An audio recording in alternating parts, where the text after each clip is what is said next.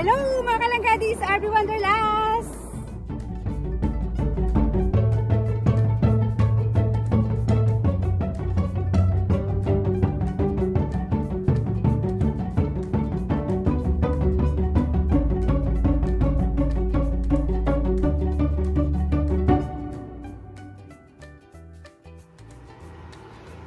Hello guys! Hello beautiful people!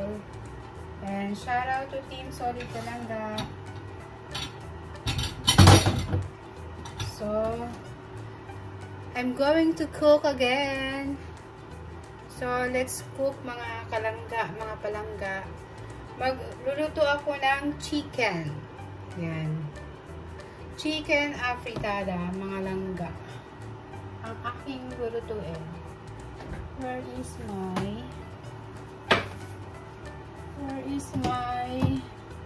laurel? Ayan, pinapainit natin ang kawali. Tapos, lalagyan natin ng mantika. So, once again, canola oil ang aking mantika. So, since mainit na ang ating kaldero, lagyan na natin ng mantika. Ayan, tansya-tansya lang yan. Mga ganun lang mga langga. Tagdagan pa natin kaunti.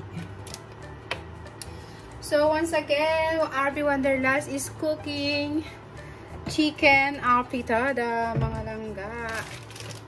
So, antay natin uminit ang kawali, ang kaldero. So, siya nga pala langga, mga kalangging. Ang aking ingredient ay ito, oh. So, syempre, meron tayong carrot and patatas at saka ito, capsicum, green pepper siya, at saka sili. Yan. Chili. So, ayan, sa may gusto na may chili, pwedeng lagyan, pero optional yung mga langga chili. Saka, syempre, laurel. So, ayan aking mga ingredient, mga langging. So, syempre, ang chicken at ang ating bawang sibuyas. Ayan. So, mainit na ang ating kawali. Lagyan na natin ng garlic.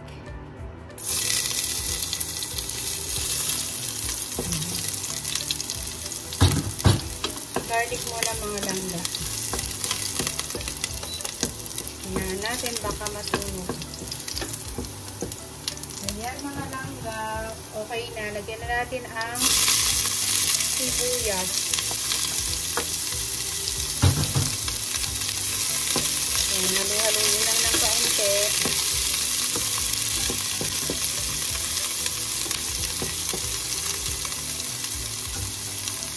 So, lagyan natin ng konting soy sauce. Soy sauce. Yan.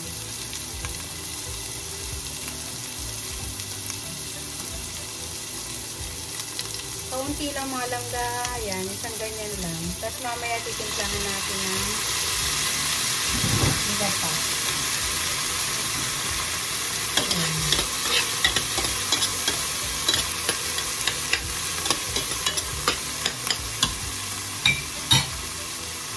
So, ayan mga langga. Ang ating menu for today is chicken afritada, mga langging. Ayan. Alam nyo naman, mahilig magluto si RB Wanderlust. Ito ang aking menu for today. Ang aking lunch. Ayan. Halu-haluin natin para kumalat ang soy sauce. So, lagyan natin ng konting tubig mamaya. Dito.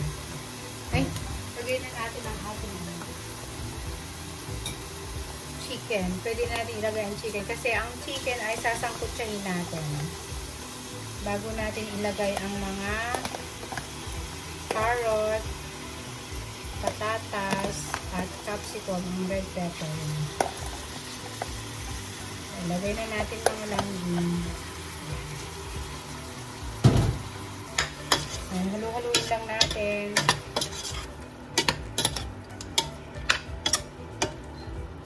So, ilagay na natin. Lagyan natin ng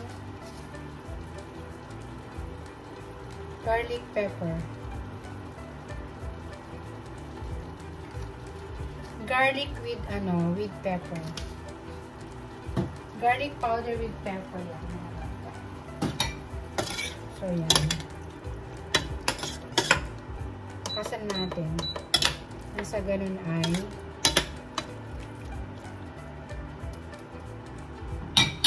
so, takpan muna natin mga langga. Ayan, takpan muna natin ang chicken. Antayin natin maluto.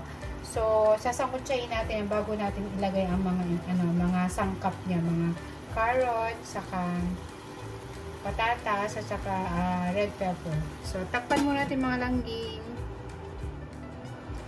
So, mga langga, tignan natin. Ayan, kumukulo na mga langga. Ayan, kumukulo na siya. So, antayin lang muna natin masangkot siya ang chicken. So, saka natin ilalagay ang mga sangkap. Ayan, nagpulo na siya. Ayan, balik-balik rin natin mga langging. So, ayan. Alam nyo mga langga, mas wise talaga yung kasi dito sa UAE, karamihan ng mga kabayan dito, lalo sa mga gawing Dubai, kasi yan, city yan kasi. So, ako kasi nakatira ako dito sa probinsya ba. Ang aking lugar is province was Al-Qaim. So, doon sa gawing Dubai, kasi pinakasitiyan sa lugar niya kasi maraming mga kabayan dyan. So, andyan halos lahat. So, yung mga nagtatrabaho dyan sa Dubai or Abu Dhabi, so, mga busy na. So, ang mga tao dyan, pag after ng kanilang work, ang ginagawa nila, kumakain na lang sila sa labas. Kumbaga, kumakain sila sa mga fast food chain. Yan. So, ako hindi. Talaga, nagluluto ako ng aking food. Mas maganda pa rin yung, yung pagkain mo is fresh, tas di kayo magluluto. Yan. So, alam niyo naman, mahilig akong magluto. Gusto ko yung pagkain ko laging fresh talaga. Ayoko nang ino-order at yung kakain ka sa labas. Kasi, the more nakakain ka sa labas, hindi mo alam kung ano yung mga ingredients, di ba? Lalo pagkakain ka sa Jollibee or McDonald's, KFC, ganyan, pagkakain ka dyan, sobrang salt ba sa kamamantika. So, ako, nasanay talaga ako yung magluluto ng aking pagkain. So, yan. So, kailangan, yung ating kakainin talaga is, tayo yung magtitimpla, tayo yung maglalagay kung gaano karami ang mga sangkap mo, yung mga asin or toyo, ganyan, or mantika. So, mas mainam pa rin yung lutong bahay, sabi niyo, diba? So, ayan, nagpupulo-pulo siya. Sasangkutsahin muna natin mga langga, yan, takpan ulit natin. So, ganun lang mga langga. Mas mainam talaga yung, kahit nandito tayo sa labas ng bansa, ugaliin pa rin natin yung tayo magluluto ng ating mga pagkain, ating mga food ini-intake everyday. So yan, siyempre, meron nga pala ako lang yung mga, meron ako dito, mamaya ilalagay ko to, banana ketchup. Ay, hindi, tomato sauce. Ito yung panglagay ko mamaya, pangdagdag ko sa aking ingredients. So, wala kasi kung natatamad ako maghiwa ng kamatis. So, ang lalagay ko na lang is ito, tomato sauce. So, yun mga langga, mas mainam pa rin yung tayo magluluto ng ating pagkain, hindi ba? So, kasi yung karamihan dito, tamad na silang magluto, kakain na lang sila sa labas, pero mas mainam pa rin yung tayo yung magluluto kasi at least, malilesen natin at masusukat natin yung gaano kadaming ilalagay natin asin or mantika or toyo, sabi nga. So, ayan, tignan ulit natin mga langging. Ayan, kumukulo na siya. So, may lalagyan natin ng konting tubig. So, ayan. Kailangan natin balik-balik ta rin. So, lagyan natin ng konting tubig mga langga. Kunti lang muna. Dahan-dahan natin lalagyan. At nasa ganun, hindi mabigla ang ating pagkakaluto dito mga langga. So, pakuluin natin hanggat sa maluto ang manok. So, alam niyo naman, madali lang lutuin ang manok. Siguro mga 10 to 15 minutes, maano na siya. Malambot na. So, once again, takpan ulit natin, mga langging. So, stay tuned. See you later. Hello, mga langga. Yan, check ulit natin. Wow! Pulo-pulo na siya.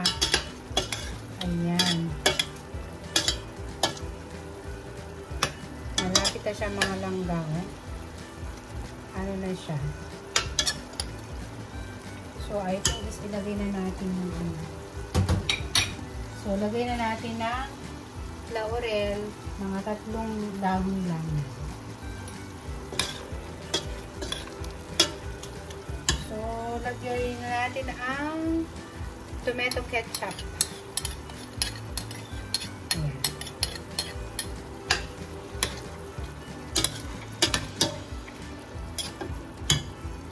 So, siguro lagyan natin ng hot water para masuk niya yung ano. Hugasan natin ang pinaglagyan ng ketchup.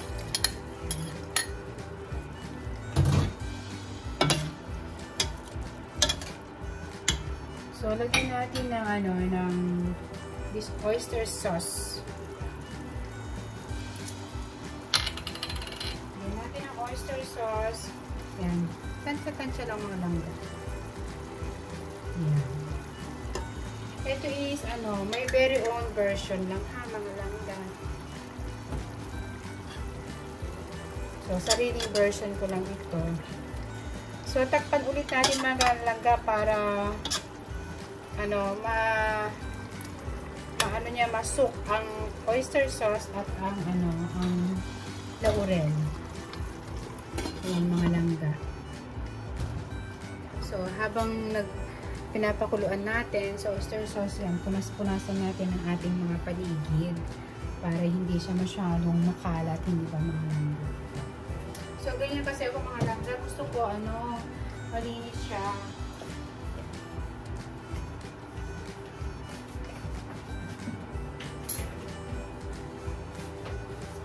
Tapos, lagyan natin ng garlic powder. So, alam niyo naman si RV, once again, hindi ako naglalagay ng, ano, ng bechin. So, ito lang mga nilalagay ko. Mga kalahating kutsarita lang ng, ano, ng garlic powder. So, hindi talaga ako naglalagay ng, ano, ng bechin, ng garlic powder. Ay, hindi ako naglalagay ng magic sarap or nor cubes, ganyan. So, once again, ang nilalagay ko lang talaga is brown sugar, or kung wala kayong brown sugar, yung sugar na puti, yan, pwede yan. Basta yun lang talagang aking pang bechin. Other than wala na po. So, maya-maya lalagay na natin ang mga gulay. Kasi gusto ko yung gulay, especially sa ano, sa carrot. Gusto ko half cook lang siya. Ganun lang. So, okay, pwede natin ilagay ang ano, ayan, ang sili. Yan. So, ito patatas pwede natin ilagay. So, yung carrot, kahit hindi mo siya lagay ng ano, gusto kasi ano lang siya, yung half cook lang ang carrot. Tapos, ganun din yung ano, yung green pepper. Wala akong makitang ano na red pepper. So, ito na lang yung capsicum. So, mamaya ko na siya ilalagay. Kailangan natin palambutin muna ng konti ang patatas. So, takpan muna natin siya mga langging. So, stay tuned. Ayun mga langga. Tingnan natin. Wow! Sobrang kulo na mga langga, oh.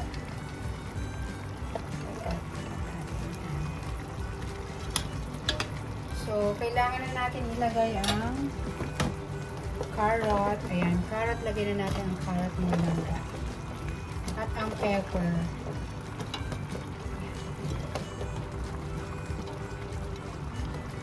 Ayan, lagay na natin mga langga. Wow, ang sarap. Ayan.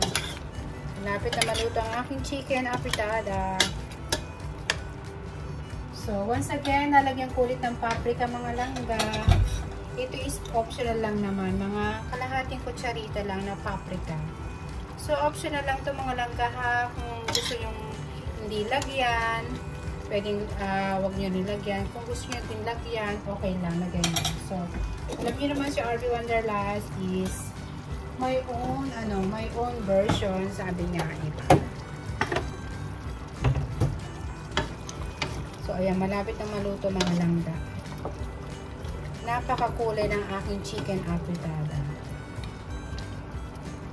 So, ayan, ating, So, once again, lalagyan natin ng, brown sugar ulit.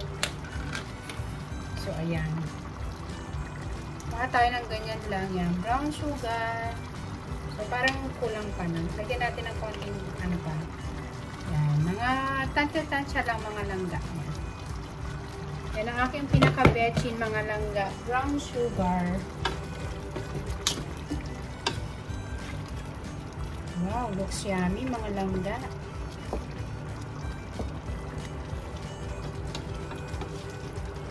So, yan. Lutuin muna natin ang carrot, tapos at ang green pepper. Siguro maya-maya mga 5 to 10 minutes is maluluto na siya. So, takpan ulit natin mga langging. See you later. Stay tuned. So, let's check natin mga langga. Oh. Parang ang sarap na niya, mga langga. Of course, very masarap talaga. Wow. So, tikman natin langga kung ano lasa ng ating niluto.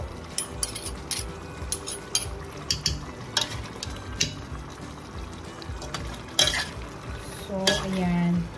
Let's taste na mga langga. Smells good talaga. So, tikman natin kung ano na lasa. Tikman natin mga langga. Oh, wow! Super yummy mga langga. So, konting na lang. Konting yan, medyo malambot na ang carrot. Ang sarap ng langga, promise. So, takpan natin muna mga langga. Siguro mga 5 minutes na lang yan. Luto na siya. Stay tuned. Ayan mga langga. Luto na ang mga langga. Ayan o. Super yummy. Oh, sarap kumain ito. With brown rice. So, mga langga, yan luto na o. Ayan. Luto na po ang ating chicken afritada. Ayan mga langga, sarap. Sarap as in, napakasarap. So, bye-bye na mga langga. Ayan, patingnan natin. Ayan, bye! Stay tuned!